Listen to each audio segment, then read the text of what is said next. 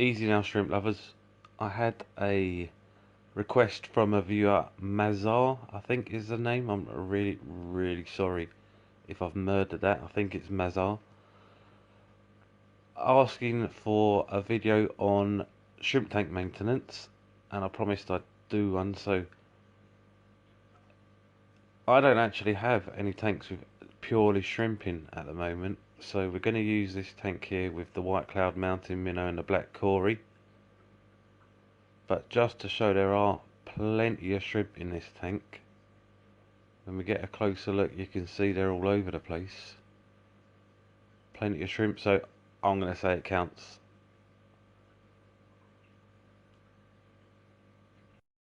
The first thing we're going to need to consider is what type of siphon to use.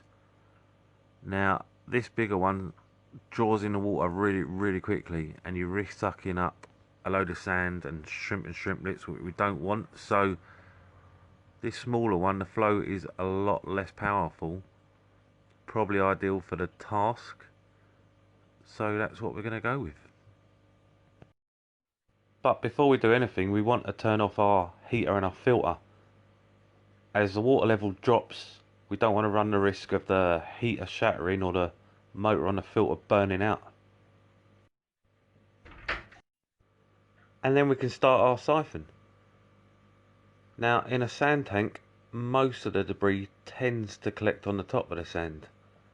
So all we want to do is run the siphon across it, picking the waste up, but try not to dig too deep into the sand, else you're going to pick up a load of it as you go.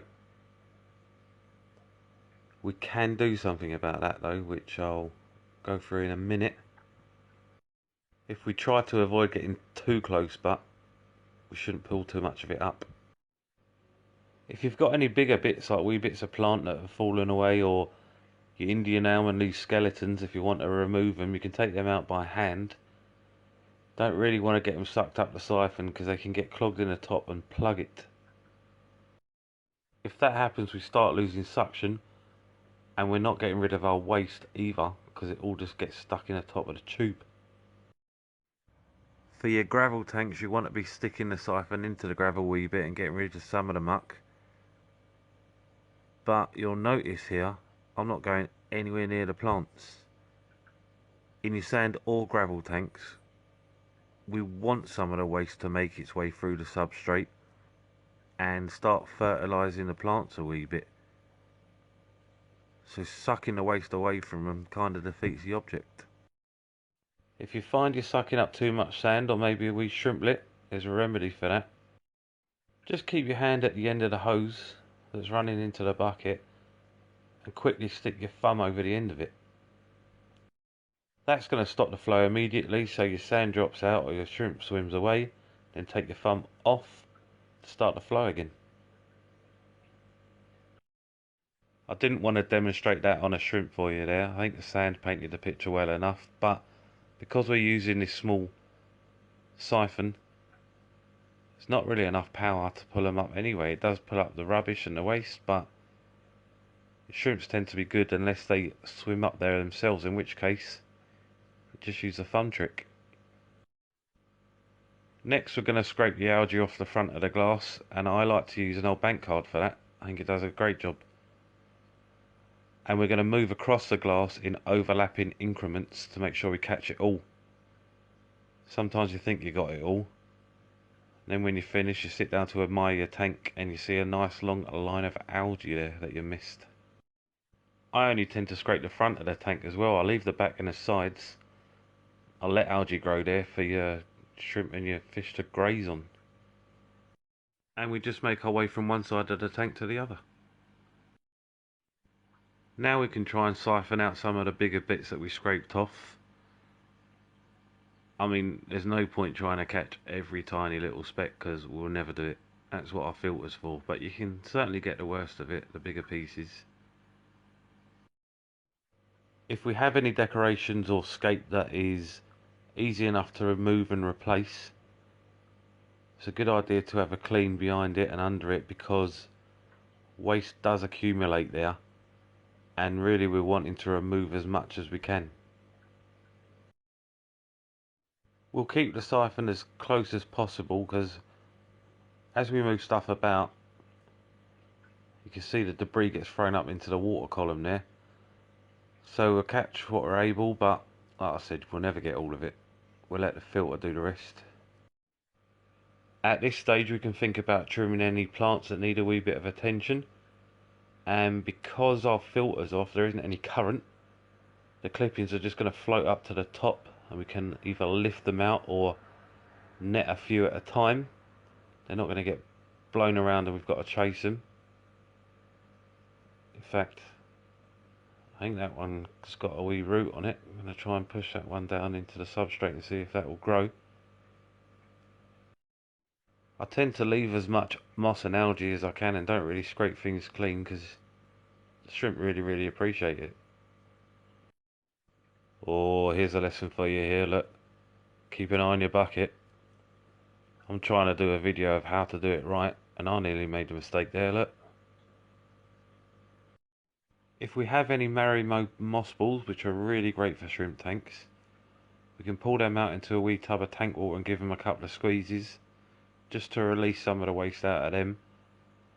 Not too hard, we don't want to break them. Just enough to pull some of the rubbish out. We're going to start refilling our tank now, so we need our dechlorinator, a thermometer to match the temperature of the water going into the tank, and a wee pot of pebbles. And I'll show you what this is for. Some people like to use a bowl or a plate when they're filling a tank to stop the substrate and the plants around where the water's getting poured in moving about and getting displaced. But I think a pot of pebbles is perfect for this job. I still use buckets. I've said it before, I think it takes some of the romance out of it if you use some of the other water change systems available. Don't get me wrong, if I had 100 tanks, or maybe when I start getting older and the buckets start getting a bit heavier, I might change my mind, but for now this is the way I like to do it. And you can see not a grain of sand moved around this pot. Perfect. When the water level's high enough, we can turn our filter back on and our heater. Take this wee pot out. I'm going to dry that out for later. We'll use that again.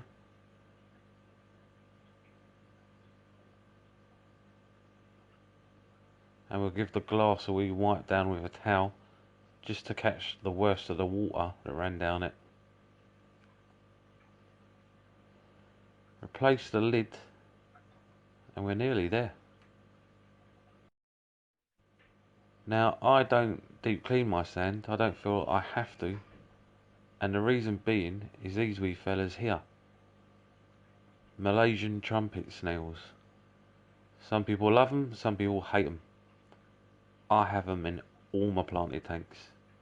I wouldn't be without them. I think they're brilliant.